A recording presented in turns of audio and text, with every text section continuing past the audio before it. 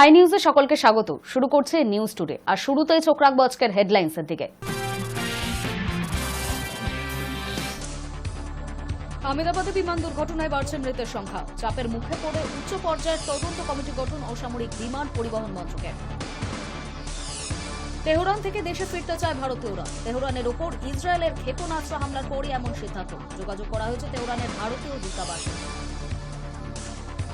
মহেশতলায় অশান্তির পরে রাজ্য পুলিশের রদবদল, রবীন্দ্রনগর এবং মালদহের রতুয়া থানার আইসি বদল। মহেশতলার আইসিকে পাঠানো হল দার্জিলিং, এসডিপিওকেও বদলি। দক্ষিণবঙ্গে চলতি সপ্তাহে ঢুকতে পারে বর্ষা, কলকাতা সহ দক্ষিণবঙ্গের জেলাগুলিতে বজ্রবিদ্যুৎ সহ বৃষ্টির সম্ভাবনা। আগামী দুদিনে তাপমাত্রা কমার কোনো সম্ভাবনা নেই। আহমেদাবাদ বিমানে দুর্ঘটনায় বাড়ছে মৃতের সংখ্যা, এখনো চলছে উদ্ধার কাজ। তারপরই কতজন মারা গিয়েছে তার সরকারি পরিসংখ্যান পাওয়া যাবে। এদিকে চাপের মুখে বাধ্য হয়ে উচ্চস্তরীয় একটি তদন্ত কমিটি গঠনের সিদ্ধান্ত নিল অসামরিক বিমান পরিবহন মন্ত্রক। আহমেদাবাদে বিমান দুর্ঘটনায় মৃতের সংখ্যা বেড়ে দাঁড়ালো 274। যদিও এখনো এই বিষয়ে সরকারি কোনো পরিসংখ্যান মেলেনি। বিমানে 242 জনের মধ্যে 241 জনেরই মৃত্যু হয়েছে। ঘটনার দিন রাতে গুজরাট পুলিশের তরফে 265 জনের মৃত্যুর খবর নিশ্চিত করা হয়েছিল। সূত্রের খবর, মৃতের সংখ্যা আরও বেড়েছে। বিমানে ধ্বংসস্থল থেকে আরও দেহ এবং দেহাংশ উদ্ধার করা হয়েছে। শনিবার সকাল পর্যন্ত অন্তত 274 জনের মৃত্যুর খবর পাওয়া গিয়েছে। সংখ্যা আরও বাড়তে পারে বলে আশঙ্কা। আহমেদাবাদের বিমানবন্দর ছেড়ে ওড়ার কয়েক সেকেন্ডের মধ্যেই এয়ার ইন্ডিয়ার AI-171 বিমানটি নিকটবর্তী বিল্ডিংয়ে ধাক্কা খায়। সেটি ডাক্তারদের হোস্টেল ভবন। সংঘর্ষের পরেই তীব্র শব্দে বিস্ফোরণ হয় এবং বিমানে আগুন ধরে যায়। যেখানে বিমানটি ভেঙেছে সেখানেই বহু মানুষের মৃত্যু হয়েছে। বিমানের কোনো না কোনো অংশের ধাক্কায় বা বিস্ফোরণে আগুনে তারা ঝলসে গিয়েছেন। স্থানীয় আহমেদাবাদ সিভিল হাসপাতাল এবং বিজে মেডিকেল কলেজ হাসপাতালে আহতদের চিকিৎসা চলছে। স্থানীয় সূত্রে খবর, অনেকের সম্পূর্ণ দেহ পাওয়া যায়নি। ধ্বংসস্তূপ ঘেটে উদ্ধার করা হয়েছে দেহাংশ। কারোর শুধু হাত খুঁজে পাওয়া গিয়েছে, কারোর পায়ের অংশ। এই সমস্ত দেহাংশ শনাক্ত করা কঠিন। অনেকের সম্পূর্ণ দেহ মিললেও তা চেনা যাচ্ছে না। শনাক্তকরণের জন্য ডিএনএ পরীক্ষার ব্যবস্থা করেছে গুজরাট প্রশাসন। যাদের খুঁজে পাওয়া যাচ্ছে না, যারা বিমানে ছিলেন বা বিমান ধ্বংসের ঘটনাস্থলে ছিলেন, তাদের পরিবারের সদস্যদের কাছে ডিএনএ নমুনা চাওয়া হয়েছে। জাতীয় এবং রাজ্য বিপর্যয় মোকাবিলা বাহিনী উদ্ধার কাজও চালাচ্ছে। ধ্বংসস্তূপ এখনো পুরোপুরি সরানো যায়নি। উদ্ধারকারীরা জানিয়েছেন, ধ্বংসস্তূপ সরাতেই এখনো বেশ খানিকটা সময় লাগবে। ফলে কেউ তার নিজে চাপা পড়ে আছেন কিনা তা বলা যাচ্ছে না। ধ্বংসস্তূপ সম্পূর্ণ সরানো গেলে মৃত্যু নিয়ে সরকারি পরিসংখ্যান মিলতে পারে।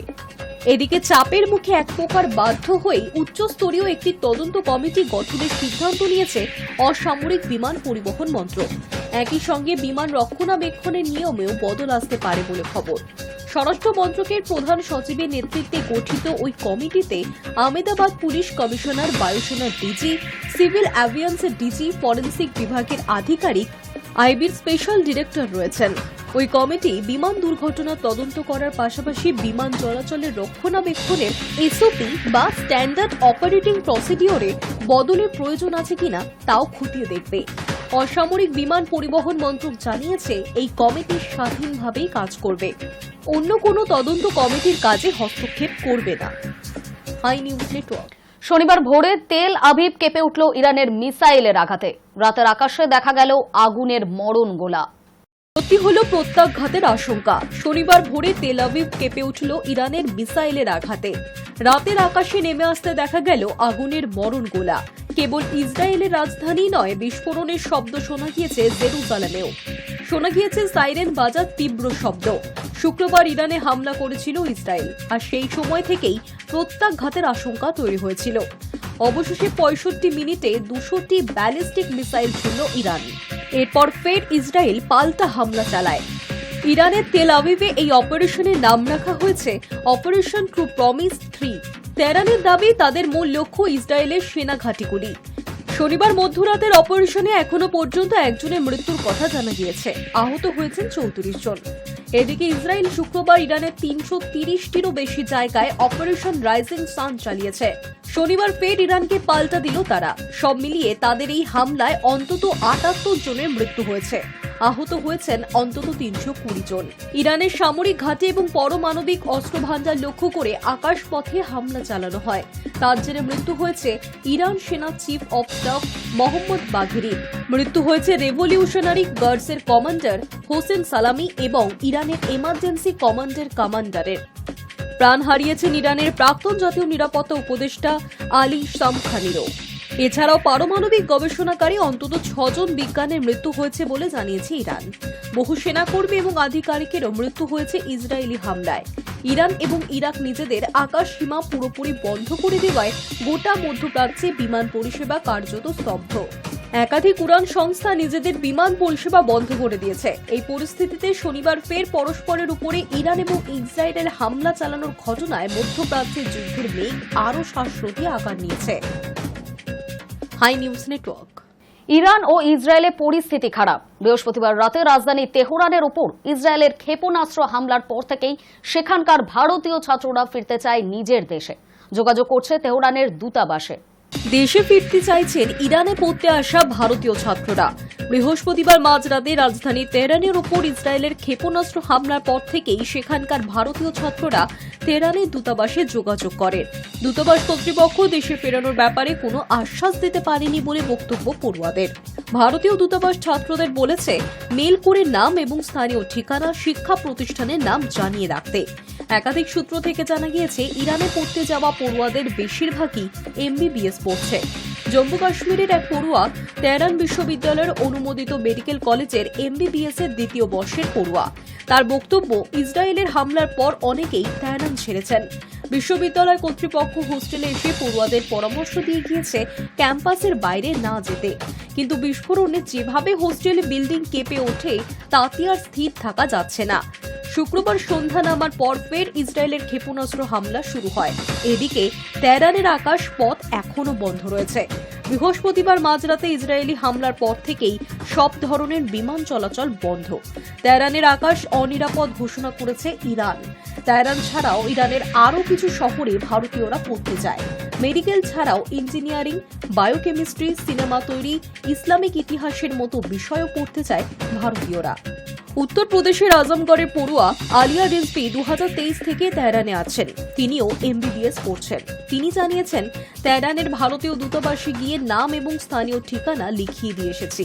দূতাবাস কর্তৃপক্ষ সাবধানে থাকার আশ্বাস দিয়েছেন, কিন্তু স্বস্তিতে থাকার মতো পরিস্থিতি নেই। পরিস্থিতি আজ করে জম্মু কাশ্মীরে স্টুডেন্টস অ্যাসোসিয়েশন বিদেশমন্ত্রী এস জয়শঙ্করকে চিঠি লিখে অনুরোধ করেছে ইরান থেকে ভারতীয় পড়ুয়াদের দেশে ফিরিয়ে আনার উদ্যোগ নিতে, কারণ ইসরায়েল ইরান বিবাদ সহজে মিটবে বলে মনে করছে না কোনো পক্ষই। Hi News network.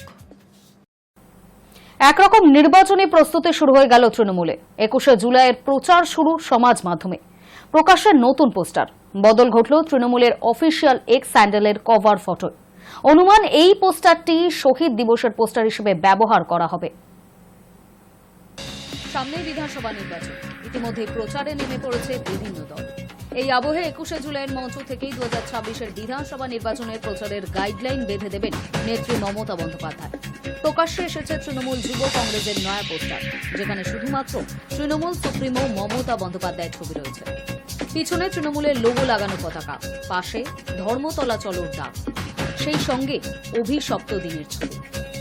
অন্যদিকে ভবানীপুরে 21শে জুলাই নিয়ে বৈঠক তৃণমূল রাজ্য সভাপতি সুব্রত বক্সী। ইতিমধ্যেই দলের তরফে জানানো হয়েছে, গত কয়েক বছরের মতো এবারও রাজ্য কমিটির তরফে দেওয়া নির্দেশ মেনেই পোস্টার ও ব্যানার হবে। দলীয় কমিটির নামেই ওই ব্যানার হবে। কোনো ব্যক্তির নাম দিয়ে ব্যানার বা পোস্টার করা যাবে না। সেক্ষেত্রে নতুন এই ছবিটি ব্যবহার করা হবে বলেই মনে করা হচ্ছে। আগেরবারের মতোই Salt Lake stadium, Gitanjali stadium, Netaji indoor ছাড়াও উত্তর কলকাতার বিভিন্ন ধর্মশালা ও একাধিক কমিউনিটি হলেও দুদিন আগে থেকে জেলার কর্মীদের থাকা ও খাবার ব্যবস্থা করা হবে। হাওড়া ও শিয়ালদা স্টেশনে প্রতিবারের মতো এবারও পৃথক কাউন্টার খুলে সেখান থেকে কর্মীদের বিভিন্ন অস্থায়ী কেন্দ্রে পাঠানো হবে। এবারে 21শে জুলাইয়ের মঞ্চ থেকেই 2026-এর বিধানসভা নির্বাচনের প্রচারের গাইডলাইন বেঁধে দেবেন নেত্রী মমতা বন্দ্যোপাধ্যায়। এবারের শহীদ দিবস থেকেই দলের নির্বাচনী প্রচারের হাতে কাঠি পড়ে যাবে বলে মনে করছে রাজনৈতিক মহল। High News network. মহেশতলায় অশান্তির পরই ফের রাজ্য পুলিশের রদবদল। রবীন্দ্রনগর এবং মালদহের রতুয়া থানার আইসি বদল করা হয়েছে। মহেশতলার এসডিপিওকেও সরিয়ে দেওয়া হয়েছে। রবীন্দ্রনগর থানার আইসি ছিলেন মুকুল মিঞ্জা, তাকে অন্য জায়গায় বদলি করে দেওয়া হয়েছে। তাকে দার্জিলিং এ পাঠানো হয়েছে। বর্তমানে রবীন্দ্রনগর থানার নতুন আইসি হচ্ছেন রতুয়ার সার্কেল ইন্সপেক্টর সুজন কুমার রায়। মহেশতলার অশান্তির রেশ কাটতে না কাটতেই পুলিশ মহলে বদলি নিয়ে স্বাভাবিকভাবেই রাজনৈতিক মহলে শুরু হয়েছে জোর চর্চা। যদিও পুলিশের দাবি এটি রুটিন বদলি, এর সঙ্গে মহেশতলার দুই গোষ্ঠীর অশান্তির কোনো সম্পর্ক নেই। শনিবার তৃণমূল কংগ্রেসের কোর কমিটির বৈঠক রয়েছে। সেই বৈঠকে যোগ দিতে কলকাতায় এসেছেন বীরভূমের নেতা অনুব্রত মণ্ডল। তার আগে শুক্রবার রাতে নৈহাটির বড়মার মন্দিরে পুজো দিতে দেখা যায় তাকে। শুক্রবার রাত ৯টা নাগাদ বড়মার মন্দিরে যান তৃণমূল নেতা অনুব্রত মণ্ডল। বেশ কিছুটা সময় তিনি ছিলেন সেখানে। পুজো দেওয়ার পর সড়ক পথে সোজা কলকাতার উদ্দেশ্যে রওনা দেন অনুব্রত। বোলপুর থানার আইসিকে অকথ্য ভাষায় গালিগালাজ করে সম্প্রতি ফের সংবাদের শিরোনামে এসেছেন কেষ্ট মণ্ডল। এখন তার কীর্তি নিয়ে চর্চা চলছে রাজ্য রাজনীতিতে। সেই আবহে দলীয় বৈঠকে অনুব্রতর যোগ দেওয়াটা খুবই তাৎপর্যপূর্ণ বলে মনে করা হচ্ছে।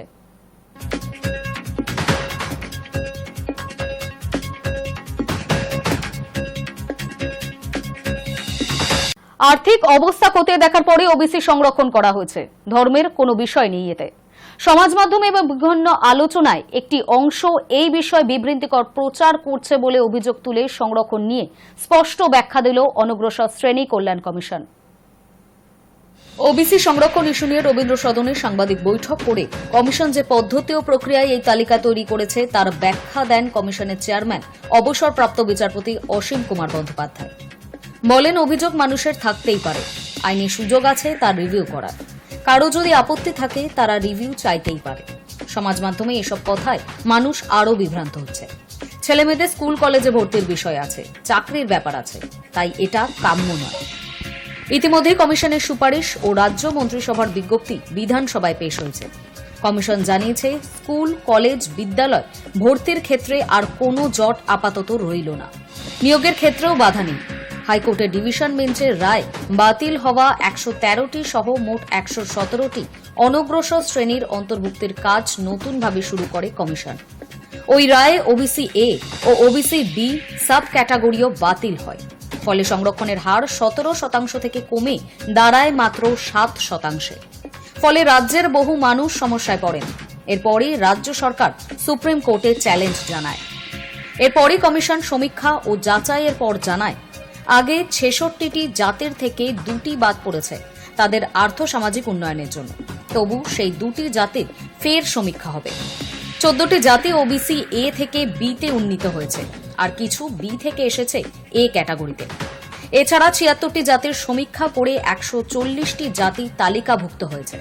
এছাড়া ৭টি জাতি ওবিসি তালিকাভুক্ত হতে চেয়েছে।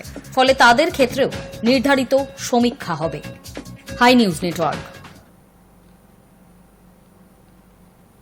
শেষ পর্যন্ত দিন নির্ধারিত হল। একাধিকবার তারিখ পিছিয়ে যাওয়ার পর আগামী ১৯শে জুন মহাকাশের উদ্দেশ্যে রওনা দেবেন ভারতীয় মহাকাশচারী শুভাংশু শুক্লা এবং তার ৩ সঙ্গী। শনিবার কেন্দ্রীয় প্রতিমন্ত্রী জিতেন্দ্র সিংহ এক্সে একটি পোস্টের মাধ্যমে আনুষ্ঠানিকভাবে এই দিন ঘোষণা করেছেন। একাধিকবার পিছিয়ে যাওয়ার পর অবশেষে নির্ধারিত হল মহাকাশ যাত্রার দিন। আগামী ১৯শে জুন ফ্লোরিডার কেনেডি স্পেস সেন্টার থেকে মহাকাশের উদ্দেশ্যে যাত্রা করবেন ভারতীয় মহাকাশচারী শুভাংশু শুক্লা এবং তার ৩ সঙ্গী। স্পেস এক্স জানিয়েছে, এবার উৎক্ষেপণের জন্য সব প্রস্তুত। শুভাংশুরা স্পেস এক্সের ড্রাগন মহাকাশ যানে চড়ে আন্তর্জাতিক মহাকাশ কেন্দ্র ISS-এ যাবেন। এই যানটি উড়িয়ে নিয়ে যাবে Falcon 9 rocket. Shubhanshu Shukla axiom space নামে আমেরিকার একটি বেসরকারি সংস্থার অ্যাক্সিওম 4 অভিযানে অংশ নিচ্ছেন। নাসা এই অভিযানের অনুমোদন দিয়েছে। প্রায় 14 দিন তারা মহাকাশে থাকবেন এবং গবেষণামূলক কাজ করবেন। ইসরো এবং নাসার যৌথ উদ্যোগে এই গবেষণা হবে। প্রথমে এই অভিযানের দিন ধার্য ছিল 29শে মে, পরে তা পিছিয়ে 8ই জুন করা হয়। এরপর একাধিকবার তারিখ বদলানো হয়। ড্রাগন যানে বৈদ্যুতিক সমস্যার পাশাপাশি ফ্যালকন 9 রকেটে তরল অক্সিজেন লিক হওয়ার মতো সমস্যাও ধরা পড়ে। খারাপ আবহাওয়াও একাধিকবার বাধা হয়ে দাঁড়ায়। শুভাংশু হচ্ছেন প্রথম ভারতীয় যিনি রাকেশ শর্মার পর এত বছর পরে মহাকাশে যাচ্ছেন। তার এই অভিযান শুধু ভারতের জন্য গর্বের তাই নয়, ভবিষ্যতে ইসরোর গগনযান প্রকল্পের জন্য এটি গুরুত্বপূর্ণ ভূমিকা রাখবে। গগনযান প্রকল্পে ভারতীয় মহাকাশচারীদের একটি দল মহাকাশে যাবে, যার নেতৃত্ব দেবেন শুভাংশু। অভিযান সফল হলে মহাকাশে ভারতের উপস্থিতি আরও শক্তিশালী হবে। আপাতত 19শে জুনের দিকে তাকিয়ে রয়েছে গোটা দেশ। Hi News Network. দীর্ঘদিনের প্রতীক্ষা ও লাগাতার আন্দোলনের পর অবশেষে স্বস্তির নিঃশ্বাস ফেলেছেন সুন্দরবনের প্রত্যন্ত মৌসুনী দ্বীপের বাসিন্দারা। কলকাতা হাইকোর্টের নির্দেশে মৌসুনী দ্বীপে নির্মিত হতে চলেছে স্থায়ী কংক্রিটের নদী বাঁধ, প্রতিষ্ঠিত হবে একটি স্বাস্থ্যকেন্দ্র এবং বিবেচনা করা হবে সেতু নির্মাণের সম্ভাবনাও। 2021 সালের বিধ্বংসী ঘূর্ণিঝড় ইয়াসের তাণ্ডবে মৌসুনী দ্বীপের মাটির নদী বাঁধ ভেঙে পড়ে, জলোচ্ছ্বাসে প্লাবিত হয়ে পড়ে গোটা এলাকা। ধ্বংস হয় চাষের জমি, মাছের ভেড়ি, বাড়ি ঘরে। সেই সময় থেকেই মৌসুনীবাসীর একমাত্র দাবি ছিল স্থায়ী কংক্রিটের নদী বাঁধ। এই দাবিকে কেন্দ্র করে একাধিকবার আন্দোলন হয়েছে দ্বীপের বিভিন্ন প্রান্তে। স্থানীয়দের হয়ে আইনজীবী রাজেশ খেত্রী 2021 সালে কলকাতা হাইকোর্টে একটি জনস্বার্থ মামলা দায়ের করেন। 4 বছরের দীর্ঘ আইনি লড়াইয়ের পর অবশেষে সম্প্রতি বিচারপতি সৌমেন সেন ও বিচারপতি স্মিতা দে দাসের ডিভিশন বেঞ্চ মৌসুনী দ্বীপ সংক্রান্ত মামলায় রায় প্রদান করেন। রায় হাইকোর্ট রাজ্য সরকারকে নির্দেশ দেয় মৌসুনী দ্বীপে স্থায়ী কংক্রিটের নদীবাঁধ নির্মাণ, একটি পূর্ণাঙ্গ স্বাস্থ্য কেন্দ্র স্থাপন এবং পরিবেশের ওপর প্রভাব না পড়লে একটি সেতু নির্মাণের সম্ভাবনা বিবেচনার জন্য। একই সঙ্গে মৌসুনী দ্বীপের সামগ্রিক পরিকাঠামো উন্নয়নের দিকেও নজর দিতে বলা হয়েছে। মৌসুমীবাসী হিসেবে আমাদের এই যে হাইকোর্টে যে দুজন বিচারপতি রায় দিয়েছে, এই রায় অনুযায়ী যদি নদী বান্ধবী ঠিকঠাক হয়, তাহলে আমার মৌসুমী দ্বীপের মানুষ শান্তিতে থাকতে পারবে বা চাষবাস ঠিকঠাক করতে পারবে, বা স্থায়ী নির্মাণ হলে মানুষের মৌসুমী দ্বীপে যারা আমরা বসবাস করি আমাদের উপকার হবে। পর্যটনের সম্ভাবনাময় এই দ্বীপ দীর্ঘদিন অবহেলিত থেকেছে পরিকাঠামোগত উন্নয়নের অভাবে। এখন হাইকোর্টের নির্দেশে একদিকে যেমন দুর্যোগের মোকাবিলায় মিলবে শক্ত ভিত, তেমনি পর্যটন সম্ভাবনাও জোরদার হবে বলেই আশাবাদী স্থানীয়রা। মৌসুনী দ্বীপবাসীদের এই বিজয় শুধু একটি আইনি রায় নয়, বরং এটি এক দীর্ঘ লড়াইয়ের পর প্রকৃত উন্নয়নের পথে প্রথম ধাপ। কলকাতা হাইকোর্টের এই পদক্ষেপ নিঃসন্দেহে উপকূলবর্তী অঞ্চলের মানুষের জন্য এক নতুন দিগন্তের সূচনা। High News network. জ্যৈষ্ঠের শেষ, বর্ষা শুরু হবে করছে। দক্ষিণবঙ্গে চলতি সপ্তাহেই বর্ষা ঢুকে যেতে পারে। এর মাঝে কলকাতা সহ দক্ষিণের জেলাগুলিতে বজ্রবিদ্যুৎ সহ বৃষ্টি এবং ঝড়ের পূর্বাভাস দিল আলিপুর আবহাওয়া দফতর। কলকাতায় ঘন্টায় 30 থেকে 40 কিলোমিটার বেগে ঝোড়ো হাওয়া বইতে পারে। সেই সঙ্গে থাকবে ভ্যাপসা গরমও। আগামী দুদিনে তাপমাত্রা কমার কোনো সম্ভাবনা নেই। শনিবার কলকাতার বেশ কয়েকটি এলাকায় বিক্ষিপ্তভাবে বজ্রবিদ্যুৎ সহ বৃষ্টি হতে পারে, সেই সঙ্গে থাকবে ঝোড়ো হাওয়া। আগামী মঙ্গলবার পর্যন্ত শহরে এই আবহাওয়া চলতে পারে। একই পূর্বাভাস রয়েছে হাওড়া, হুগলি, উত্তর 24 পরগনা, বীরভূম, মুর্শিদাবাদ এবং নদিয়ায়। কোথাও কোথাও ঝড়ের হাওয়ার বেগ পৌঁছে যেতে পারে ঘন্টায় 50 কিলোমিটারে। এছাড়াও সোমবার থেকে ভারী বৃষ্টির সম্ভাবনা রয়েছে দক্ষিণ 24 পরগনা, পূর্ব মেদিনীপুর, পশ্চিম মেদিনীপুর, ঝাড়গ্রাম, পুরুলিয়া, বাঁকুড়া, পূর্ব বর্ধমান এবং পশ্চিম বর্ধমানে। এই জেলাগুলিতে 7 থেকে 11 সেন্টিমিটার পর্যন্ত বৃষ্টি হতে পারে। হাওয়া অফিস জানিয়েছে আগামী সপ্তাহে দক্ষিণবঙ্গে বর্ষার প্রবেশের কোনো সম্ভাবনা নেই, তবে দক্ষিণ পশ্চিম মৌসুমী বায়ুর অনুকূল পরিস্থিতি তৈরি হয়েছে। উড়িষ্যা, বিহার এবং ঝাড়খণ্ডের কিছু এলাকায় বর্ষা প্রবেশ করবে 2 দিনের মধ্যেই। পশ্চিমবঙ্গে একই সময় বর্ষা ঢুকতে পারে। সময়ের আগে বর্ষা প্রবেশ করেছে উত্তরবঙ্গে। দার্জিলিং, জলপাইগুড়ি, কালিম্পং এবং আলিপুরদুয়ারে শনিবার ভারী থেকে অতি ভারী বৃষ্টি হতে পারে। এছাড়াও ভারী বর্ষণের সম্ভাবনা রয়েছে কোচবিহার, উত্তর দিনাজপুরেও। সঙ্গে ঘন্টায় 40 থেকে 50 কিলোমিটার বেগে ঝোড়ো হাওয়া বইতে পারে কোথাও কোথাও। আগামী সপ্তাহের শেষের দিকে উত্তরের জেলাগুলিতে দুর্যোগপূর্ণ আবহাওয়া থাকবে। মালদা এবং দক্ষিণ দিনাজপুরে আপাতত ভারী বৃষ্টির সম্ভাবনা নেই, তবে বজ্রবিদ্যুৎ সহ বিক্ষিপ্ত বৃষ্টি চলবে বিস্তীর্ণ এলাকায়। উত্তর এবং দক্ষিণবঙ্গের জেলাগুলিতে আগামী 2 দিন তাপমাত্রা একই রকম থাকবে। তারপরের 3 দিন ধীরে ধীরে 2 থেকে 4 ডিগ্রি নামতে পারে পারদ। শনিবার সর্বনিম্ন তাপমাত্রা 28.7 ডিগ্রি সেলসিয়াস, যা স্বাভাবিকের চেয়ে 1.5 ডিগ্রি বেশি। Hi News network.